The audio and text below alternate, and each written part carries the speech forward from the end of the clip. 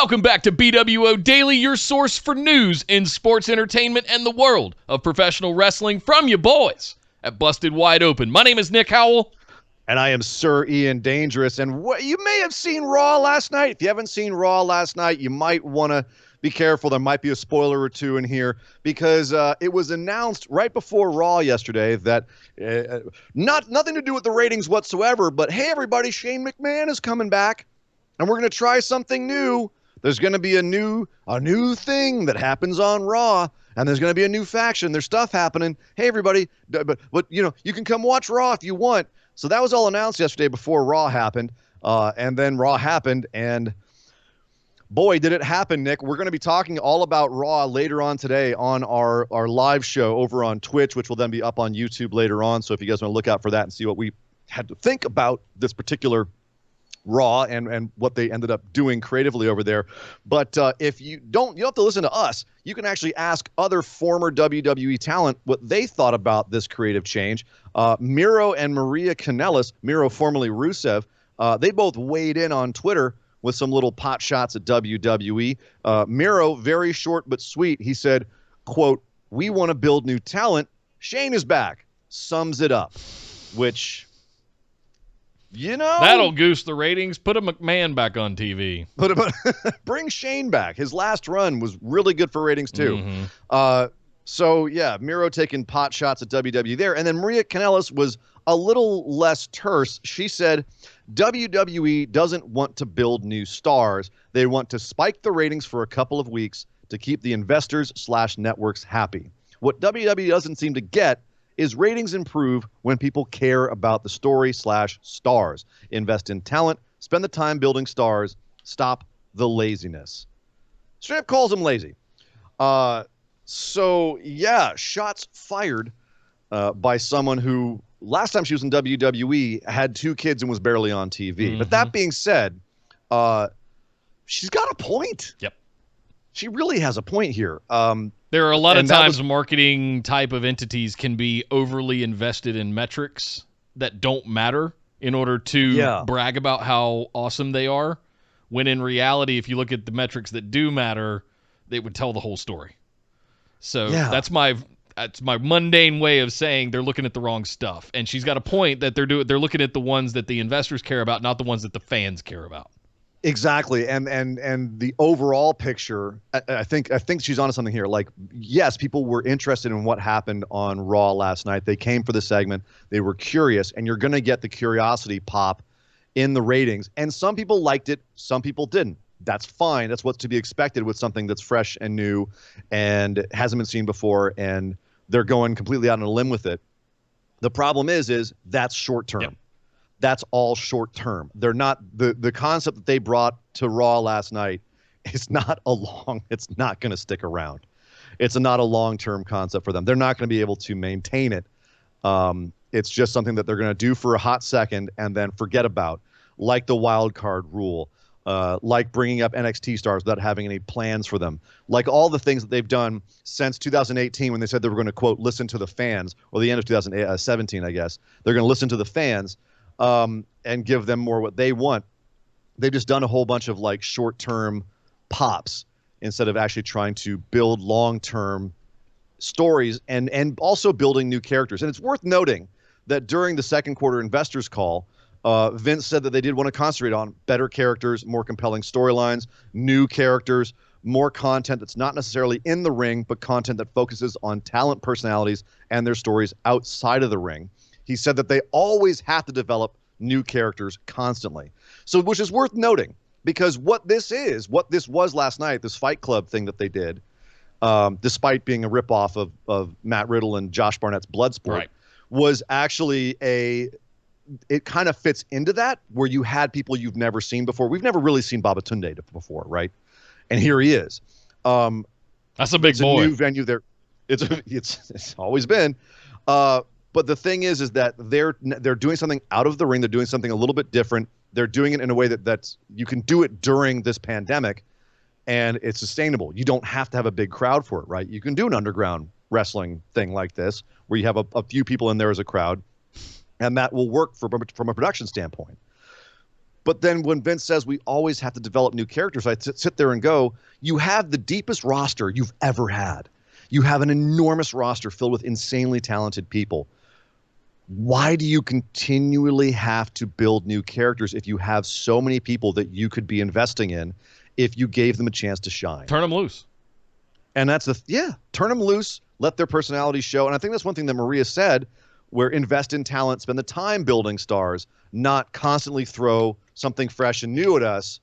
And just, we're kind of bombarded with fresh and new. We can't, sit there and actually enjoy a long-term story play out. Despite what Seth says about the Rey Mysterio eyeball story being a long-term story, it was just long. I would not call it a long-term story.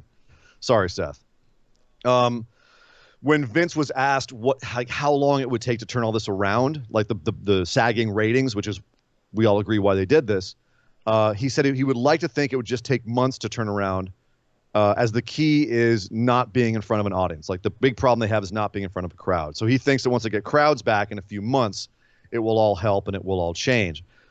He famously was told by Paul Heyman it would take 2 years to build new stars. He fired him after 9 months. So it's worth noting that Vince thinks that things that can change in a few months.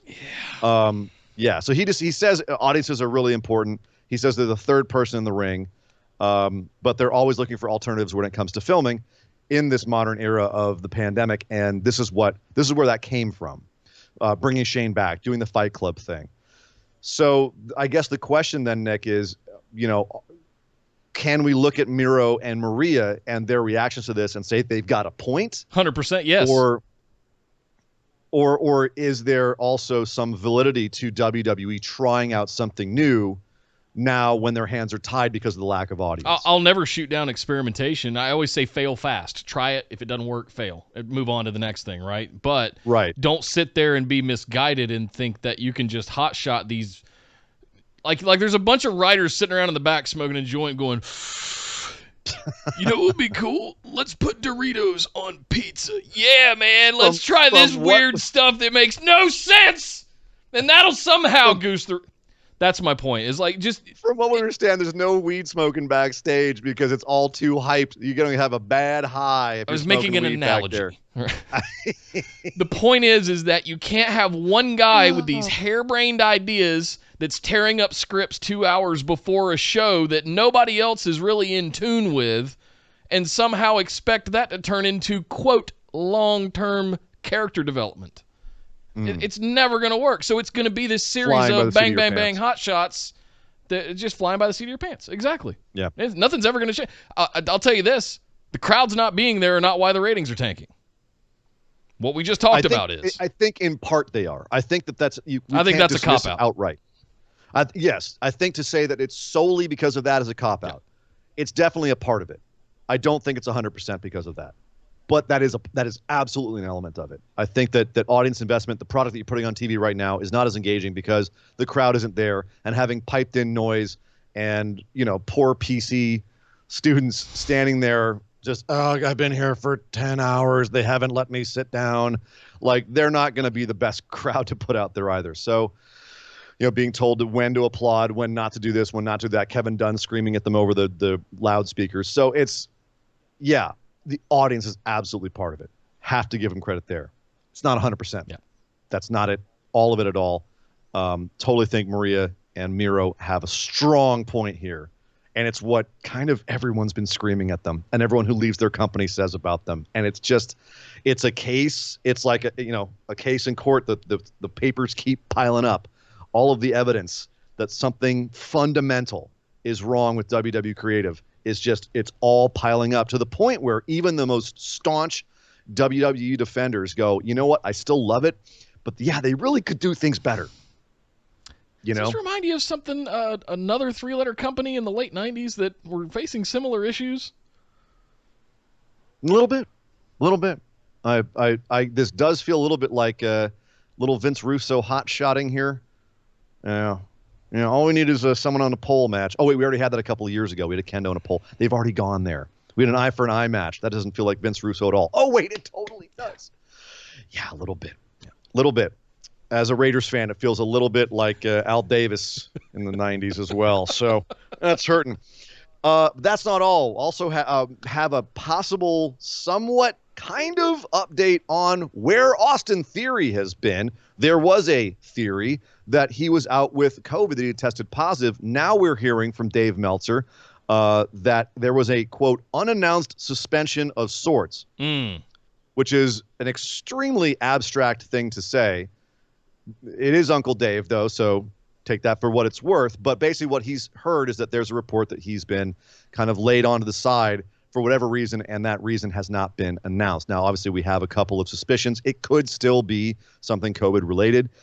He also was caught up. He was mentioned in the Speaking Out movement. There was a 13-year-old girl named Tay who accused him of inappropriate contact over Snapchat. He was sending her, quote, dirty things or awful things, but that he also had told her not to save any of those because they wanted to keep it a secret. She does have some pictures with him. There's one where they're apparently in a locker room, and he has his arm around her on her waist, and she captioned it, "See how he's holding me a little bit too close for my comfort." So he got caught up in that. Accusations, obviously those accusations have been made, but he never responded to it, and we have no update on what's happened with that, if any legal proceedings have been filed or if it was just the accusation. So yeah, that's as of right now, that's all we're hearing about with Theory. He's not on TV. Last time we saw him was on June 17th on Main Event. Last time he was on Raw was June 8th. So we're not sure. Given some of the other people that have been caught up in the Speaking Out movement in WWE and the various ways they've dealt with it, it seems like they're, if this is Speaking Out related, there was some fire where there was smoke if they're keeping him out for this long, because of other people that were caught up as well that either got a slap on the wrist or nothing really happened to them. Yeah. So interesting to know, and we will keep an eye on that. But I hate to end it on that kind of downer, but we did all our birthdays before. I guess happy birthday again to Dean Malenko, because it is his birthday today. It's also Frankie Kazarian's birthday today, so happy birthday again to him. And Nick, that is the news. Well, thank you, sir, Ian Dangerous. Happy birthday, Frankie and Dean. And that is Frankie. Wait a minute. Hold on a second. Hey, with the Rat Pack? Yeah. With the Rat Pack going in here? And now the end is near. All right, we got to get out of here. Thank you very much for watching, guys. Thank you, sir, Ian Dangerous, for the updates on the news. Guys, make sure you get into our Discord, and all of our social media is down below. Make sure you also follow us over on Twitch at twitch.tv/bustedwideopen. We'll be live tonight at 8 p.m. Eastern, 5 Pacific for our breakdown and our main show of Monday Night Raw and other stuff. And it's going to be hot fire. Oh, boy. I promise. Nick's wound up. It might be an unrated episode. It might be a don't bring your kids episode. We'll see. We'll see how this goes. Also, make sure you pound that big red subscribe button right here on YouTube so that you get notified anytime we put up new content right here on the channel, such as episodes of BWO Daily all throughout the week and more stuff coming soon. But my name is Nick Howell. You can find me on Twitter at DataCenterDude.